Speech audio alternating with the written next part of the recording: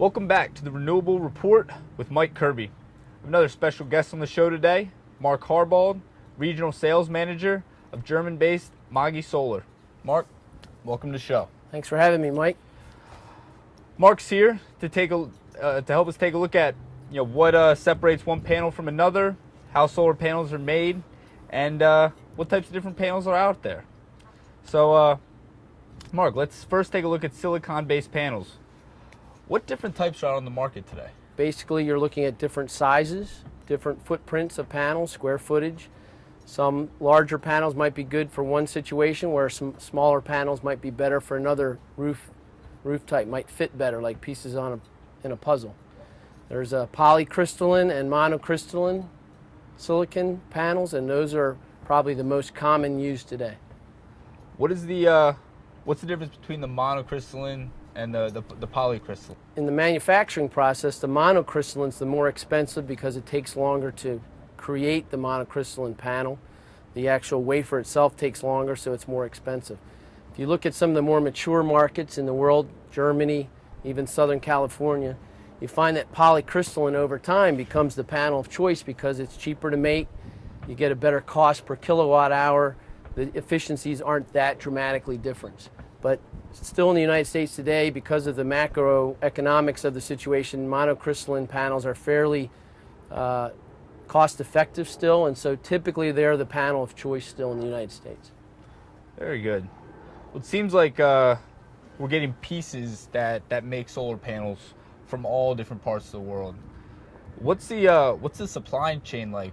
Is silicon, do we find that in Asia? Does that come from Africa? Is it from the United States? Where's that coming from? Where's it put together? And then where are the panels ultimately assembled? It's a great question. We get that question all the time. We like to say it's a panel is made of global content. Raw silicon, there's some good sources of it. There's certain qualities that are looked for, and the raw silicon comes from a couple of different places around the planet. Most of the wafers are created in Southeast Asia, South Korea, Taiwan, and there's also manufacturing going on in China. Once you have the silicon and then the cells, do you know anything about what's involved in the actual production at the facility? Is there testing that's involved to make sure that the panels are going to hold for 25 years, to make sure that a small hail ball isn't going to break a panel? Right.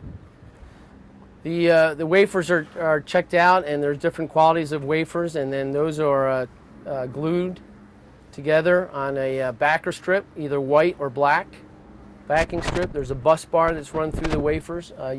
Typically you have 60 cells per panel. There are panels that have 72.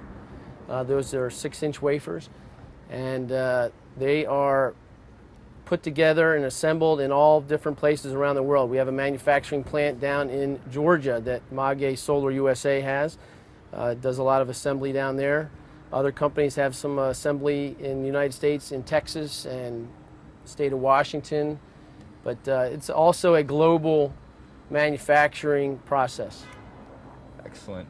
Another question I have, and I'm sure a lot of people watching, are the lifetimes of panels is always a question.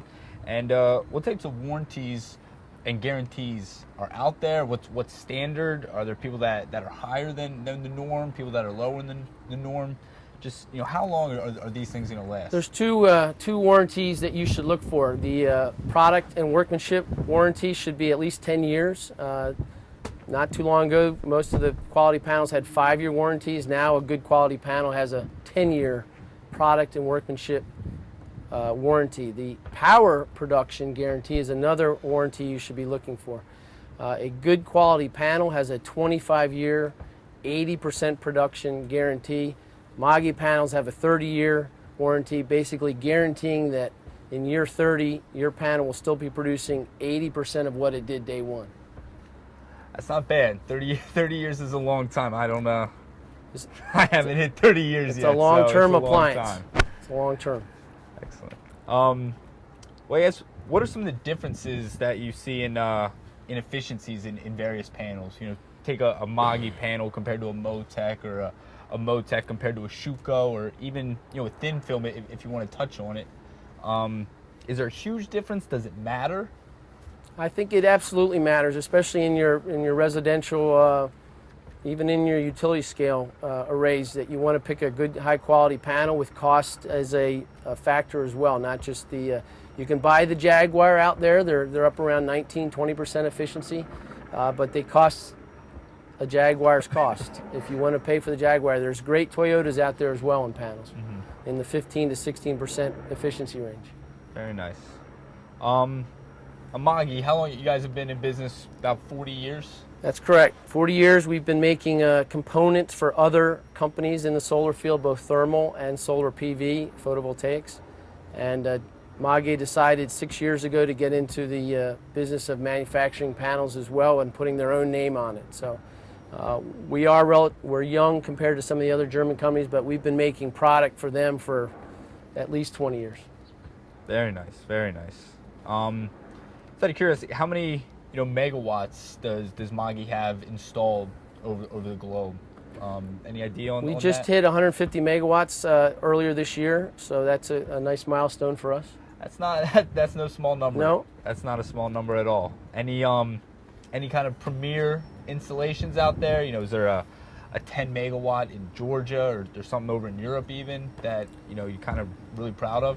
We have a couple large utility scale arrays in Germany. We have the largest on the East Coast is at the Philadelphia Sign Company. It's 1 megawatt up in Philadelphia on a manufacturing facility.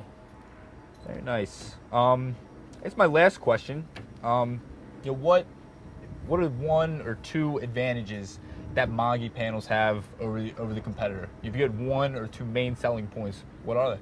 I think we make a really nice, high quality, well put together panel.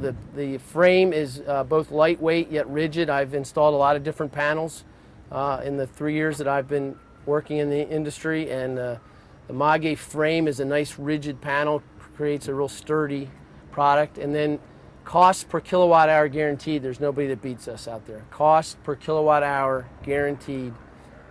That's why I've been working for Mage. At the best in the business? Exactly. Well, Mark, really appreciate your time today. Thank you. It's Thanks been for a lot having of me. fun. Yes, sir.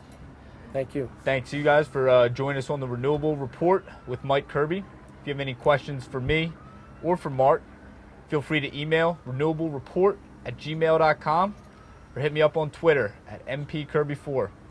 Thanks a lot for your time. Enjoy the week, and we'll see you next time.